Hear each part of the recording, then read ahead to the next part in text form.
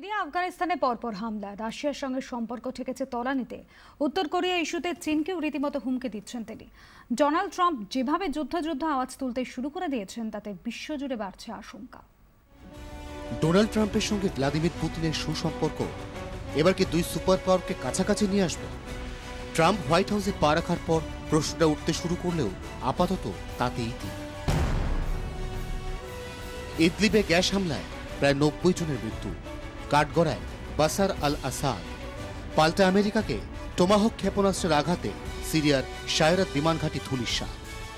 আসাদের ডেরায় আঘাত এনে তার বন্ধু পুতিনকে চটিয়েছেন ট্রাম্প। গ্যাস হামলায় অভিযোগ অস্বীকার করে আসাদের দাবি, তার হাতে রাসায়নিক অস্ত্র আর নেই। ইদলিবে শিশুদের মৃত্যু যে ছবির সামনে এসেছে তা সাজানো। সিরিয়ায় মার্কিন হানার কারণ খুঁজে বের করার জন্যই গ্যাস হামলায় মিথ্যা অভিযোগ তোলা হয়েছে। আসাদ প্রশাসন গ্যাস হামলা চালায়নি বলে দাবি বন্ধু পুতিনের। ট্রাম্প পুতিন দুজনের কথাতেই পরিষ্কার, সিরিয়া তাদের সম্পর্কে দাঁড়ি টেনে দিয়েছে। পুতিন বলছেন সামরিক ক্ষেত্রে দুদেশের পারস্পরিক বিশ্বাস কমে গিয়েছে। ট্রাম্পও বলছেন রাশিয়ার সঙ্গে সম্পর্ক তলানিতে এসে ঠেকেছে।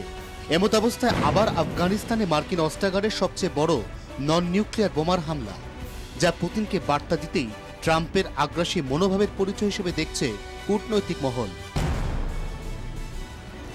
আন্তর্জাতিক মহলের তোয়াক্কা না করে পরমাণু পরীক্ষা চালিয়ে যাচ্ছে উত্তর কোরিয়া।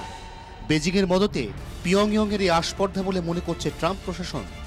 হোয়াইট হাউসের বাসিন্দা সরাসরি চীনকে সতর্ক করে দিয়ে বলেছেন, উত্তর কোরিয়াকে বাগে আনতে বেজিং সাহায্য না করলে আমেরিকা একাই বিষয়টি বুঝে নেবে। ক্ষমতায় আসার আগে ডোনাল্ড ট্রাম্পের অন্যতম প্রতিশ্রুতি ছিল ইরাক আফগানিস্তানে ওবামা যে ভুল করেছেন তিনি তা করবেন না। কিন্তু এখন তিনি যেরকম আগ্রাসী মনোভাব দেখাতে শুরু করেছেন তাতে ট্রাম্প সমর্থকদের একাংশেরই মোহভঙ্গ হতে শুরু করেছে।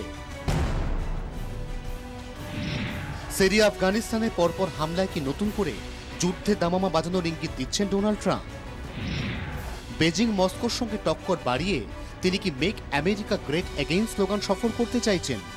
সারা বিশ্বের কূটনৈতিক মহলে এখন এই প্রশ্ন ঘোরাফেরা করছে। তবে যুদ্ধগন্ধের মধ্যে একটা কাজ করে ফেলেছেন ট্রাম্প।